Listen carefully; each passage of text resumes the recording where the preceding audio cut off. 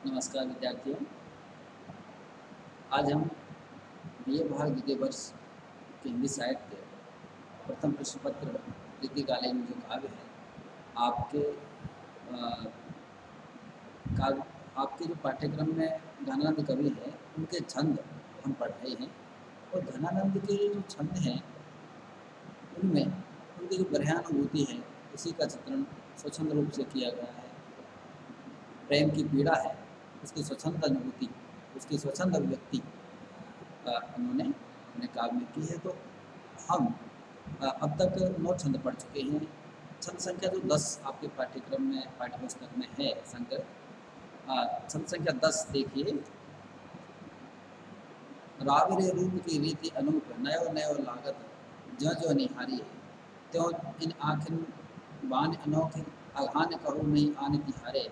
एक जीव हो तो सो बारो, एक जीव हो तो सो तो बारो, सुजान सपोच को सोच सहारे, रोकी रहे न दहे घन आनंद, बाबरे रीज के हाथन हारे। इस छंद में घनानंद ने अपनी प्रेयसी सुजान की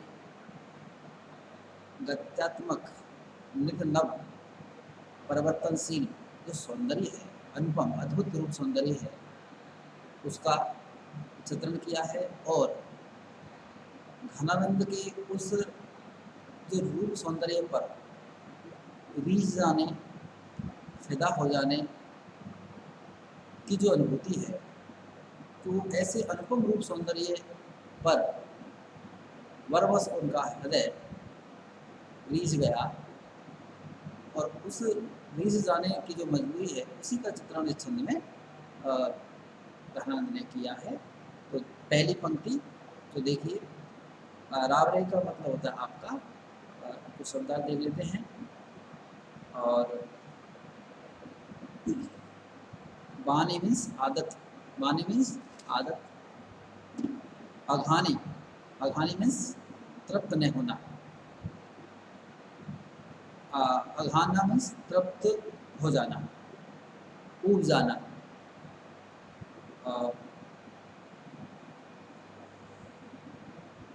होतो मीन्स था या था या है दोनों का अर्थ में उसके साथ आता है।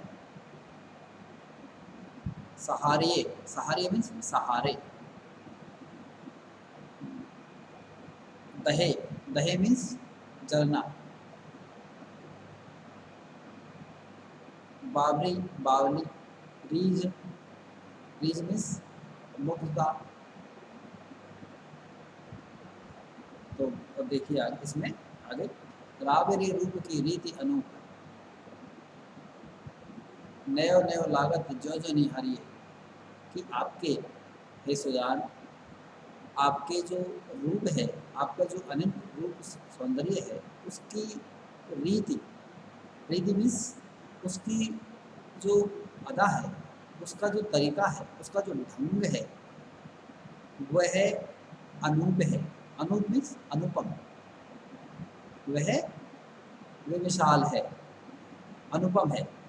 नयो नयो लागत जो जो निहारिये, क्यों है अनुपम?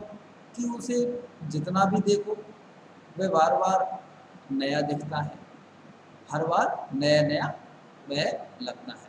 अर्थात जो रूप सौंदर्य अनुपम है, उसे कितना भी देखो, उसे देखते हुए कभी भी आंखें थकती नहीं है, हर बार वह नया प्रतीत होता है। अर्थात उसमें जो आकर्षण है वो अद्भुत आकर्षण है, असीम आकर्षण है, कभी भी उसका आकर्षण कम नहीं पड़ता। त्यों इन आँखिन वाणी अनोखी, त्यों इन आँखिन, और जिस तरह से आपका जो रूप सौंदर्य अद्भुत है, नित नवीन है, आकर्षण से युक्त है, वैसे ही मेरी जो ये आँखें हैं, इनकी भी जो आदत है वो भी अनोखी है, अनूठी आदत है। जैसे अघान कहूँ, कहूँ नहीं आन तिहारे, कि ये आपको देखते हुए कभी भी थकती नहीं है, बार बार आपको देखने का कि देखती रहती हैं, देखने को कहती हैं। इसलिए इनकी जो आदत है वो भी आपके उसकी तरह अनुपम है। जिस तरह से आपका सौंदर्य नित नया लगता है, मेरी आंखें भी कभी थकती नहीं हैं और बार बार उसे देखती रहती हैं। एक जीव हुतो सुतो वार्यो, सुजान सपूच को सोच सहारे।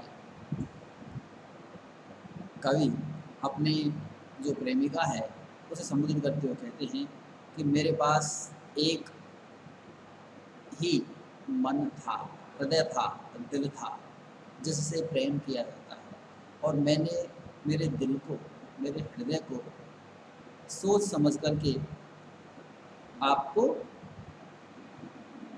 आपको समर्पित कर दिया है। आप ही को मैंने, मेरा हृदय जो है आप ही को सौंप दिया है। सुतो बारो मीन्स न्यौछावर करना।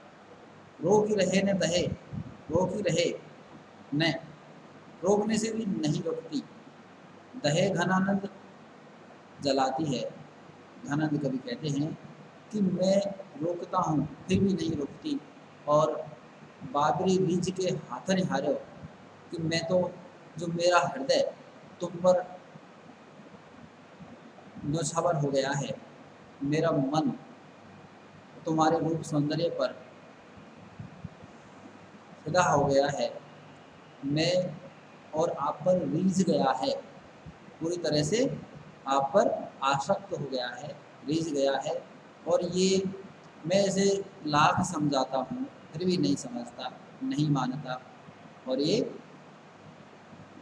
पुनः वो रीझ के हाथों ये मजबूर हो चुका है, क्योंकि वो पूरी तरह से आसक्त हो चुका है, और उस मजबूरी में ये बार बार तुम्हारे ही याद में जीता है, तुम्हें ही याद करता रहता है, तुम्हारे रूप सौंदर्य को बार बार निहारता है, उसे याद करता है।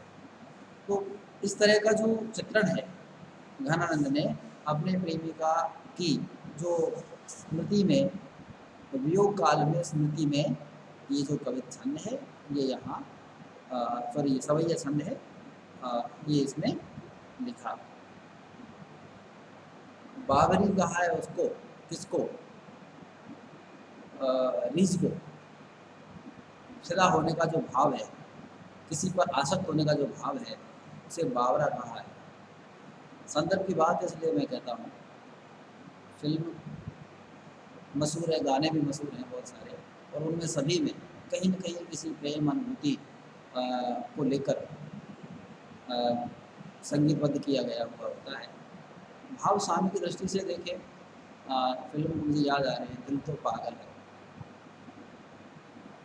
मेरा दिल भी कितना पागल है। तो ये जो यहाँ उसके आगे की पंक्ति आप सब समझते हो, तो यहाँ जो कहा कि रोकी दहे रहे न दहे घन आनंद, बावरी रीझ के हाथर हारो। रीझ को बावरी कहा है तो दिल तो पागल है, मेरा दिल भी कितना पागल है, प्यार तुमको पता है। तो ये इसी तरह रीझ की बस वो आसक्ति है, और आसक्ति की मजबूरी में वह जैसे पागल सा हो जाता है और पूरी तरह से अपने प्रेमी पर आसक्त हो जाता है, बार बार उसी को चाहने लगता है, उसी पर न्यौछावर वह जीवन कर देना चाहता है। तो उसी अनुभूति की अपेक्षा की गई है। एक बात और इसमें प्रारंभ में कही गई है कि रावरे रूप की रीति अनूप, नयो नयो लागत जो जो निहारी है। तो जो रूप सौंदर्य होता है वह अपने आप में जो अद्भुत रूप सौंदर्य होता है वो अनुपम होता है, बेमिसाल होता है, बेनजीर होता है। तो उसमें जो आकर्षण होता है वो नित्य पल पल बढ़ता रहता है, नित्य नया नया रूप नजर आता है।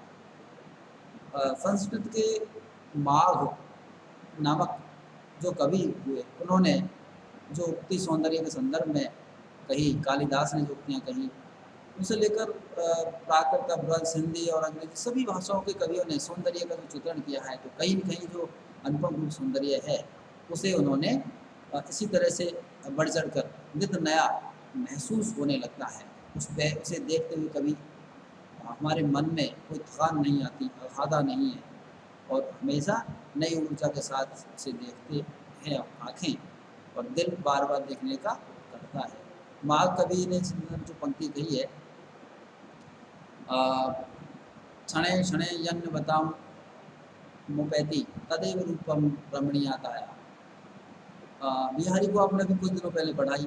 बिहारी का जो दोहा है जिसमें कि एक नायिका का रूप सौंदर्य का चित्रण करने के लिए बहुत श्रेष्ठ जो चित्रकार हैं वो कि हम इनका रूप सौंदर्य का चित्रण अच्छे से हूबहू कर सकते हैं, लेकिन नहीं कर पाए। तो क्या इसमें क्या है? लिखन बैठी बाकी छवि गही गही गर्भ गरूर भय न केते जगत के चतुर चितेरे कूर। दोहा आपको याद नहीं रहा। तो बिहारी ने भी यही बात कहा है कि उसका जो सौंदर्य है वो अद्भुत है, नित्य नव रूप धारण करने वाला है, गत्यात्मक रूप सौंदर्य है, इसलिए उसका चित्रण श्रेष्ठ चित्रकार भी नहीं कर सकते। वो भी उसके सौंदर्य का चित्रण करने के सामने मूर्ख बनकर सिद्ध होते हैं, क्योंकि वे सौंदर्य कैसा है? अद्भुत है, उसका यथार्थ चित्रण नहीं किया जा सकता। हाँ, और मतीराम जो रीतिकाल के कवि हैं, उसी समय की जो अनुभूति का चित्रण वो भी सौंदर्य के साथ रमणीयता और नवीनता चित्रित सौंदर्य में होती है। तो मतीराम ने अपने शब्दों में जो बात कही है, ज्यो ज्यो निहारिये नेके वह नैनन, ज्यो ज्यो निहारिये नेके वह नैनन, त्यों त्यों खरी निखरे सी निकाई। कि आंखों से उसको जिस तरह से देखे, बार बार देखा जाए, तो वैसे ही वह बार बार उसमें नया नया रूप निकल कर आता है, नया सौंदर्य उसमें अनुभव होता है। तो ये सौंदर्य का जो चित्रण है कवियों ने इस तरह से किया। तो भाव सार की दृष्टि से व्याख्या करते समय आपको जो भी किसी भी भाषा के कवि की या उसी कवि की कोई और पंक्ति याद हो तो उसे भाव साम्य में जो काव्य सौंदर्य वैशिष्ट है उसमें लिखना चाहिए। अगला जो छंद है, छंद संख्या 11, देखिए, ले ही रहे हो सदा मन और देवे को न जानत जान दुलारे, देखे उन्हें हैं सपने हूँ कहूँ संकोच त्यागे सकोच को सोच सुखारे, कैसो संयोग वियोग धो आही फिरो घन आनंद है मत बारे, मोगति पूज परे पत तब ही जब हो हरी कहूँ आप ते न्यारे। इस छंद में कवि घनानंद ने जो अपने एक तो प्रेम का जो अनन्य और एकनिष्ठ रूप है उसका चित्रण किया है, और प्रेमी की जो उपेक्षा का भाव है उस पर प्रेमिका के द्वारा जो उपालंब किया गया है उसका चित्रण इसमें किया गया है। पहली जो पंक्ति है, ले ही रहे हो सदा मन और देवे ने जानत जान दुलारे, अपने प्रिय से उपालंब करते हुए, और उपालंब करते हुए जो नायिका है वो कहती है कि ले ही रहे हो, जो ब्रजभाषा है और ब्रजभाषा का जो यहाँ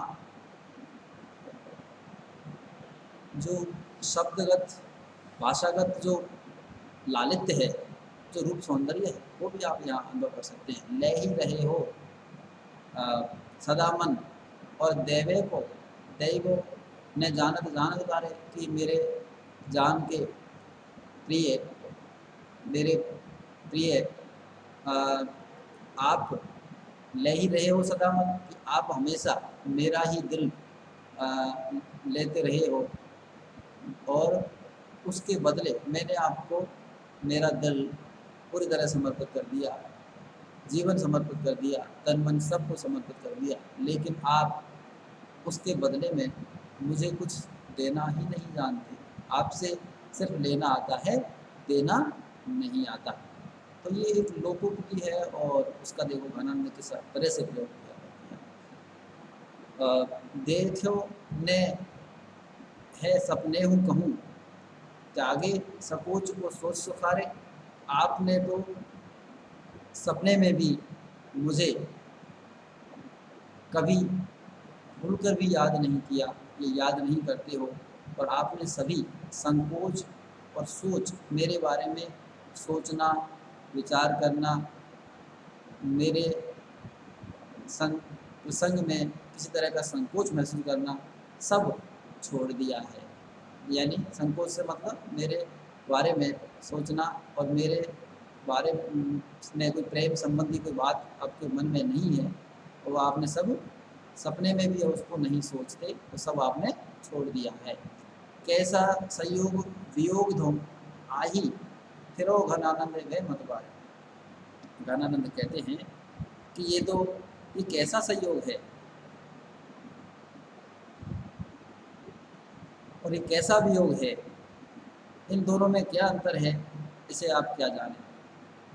कैसो संयोग वियोग धुम आई फिरो घन आनंद वे मतवारे, कि कैसा वियोग क्या होता है, संयोग क्या होता है, इसे आप क्या समझो। इसे वही जान सकता है जो कि मतवाला होकर के, प्रेम में दीवाना होकर के घूमता फिरता है। अर्थात जो प्रेम में दीवाना हो जाता है, मतवाला हो जाता है, वही कि वियोग और संयोग क्या होता है और प्रेम की जो अनुभूतियाँ हैं संयोग और वियोग की क्या होती है, उसे वही समझ सकता है। मोगति बूझ परे तब ही, अब जब मोगति बूझ परे तब ही,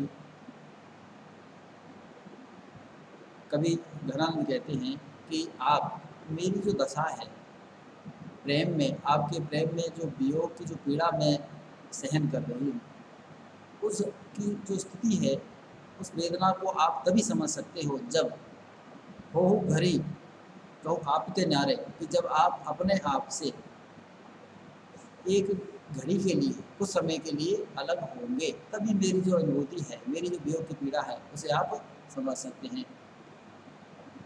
खुद से अलग होने से मतलब यहाँ घनानंद कृष्ण के भक्त थे और सभी भक्त भी उन्होंने कहा है कि जो मैं हूँ, कबीर दास जी भी कहे गए हैं, जब मैं था तब हरि नहीं, अब हरि है मैं नाही, प्रेम करी अति सान करी हमें दोनों समय। तो यहाँ व्यंजना से जो ईश्वर की भक्ति के लिए जब तक मैं का भाव है, तो तब तक हम उसे जान नहीं सकते, आत्मानुभूति हमें नहीं हो सकती जब तक कि मैं का भाव हमारे अंदर है। तो घनानंद कवि कहते हैं कि आपको जब तक जो प्रेम की स्थिति है, जो भक्ति का भाव है, उसे तब तक समझ नहीं आ सकता जब तक कि आप अपने जो मैंपन है, अहम है, उसे दूर नहीं कर देते, और तभी आपके मन में समझ आ सकता है। काव्यलिंग अलंकार है बात को, कथन को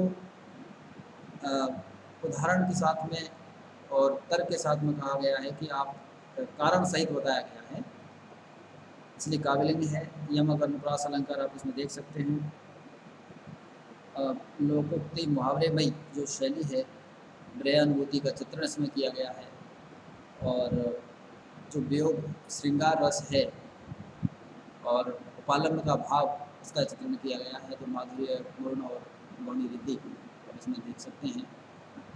इस तरह से ये जो आपका आज की कक्षा में हम इतना ही पढ़ेंगे। अगली कक्षा होगी उसमें हम आगे के जो छंद हैं उन्हें हम पढ़ेंगे।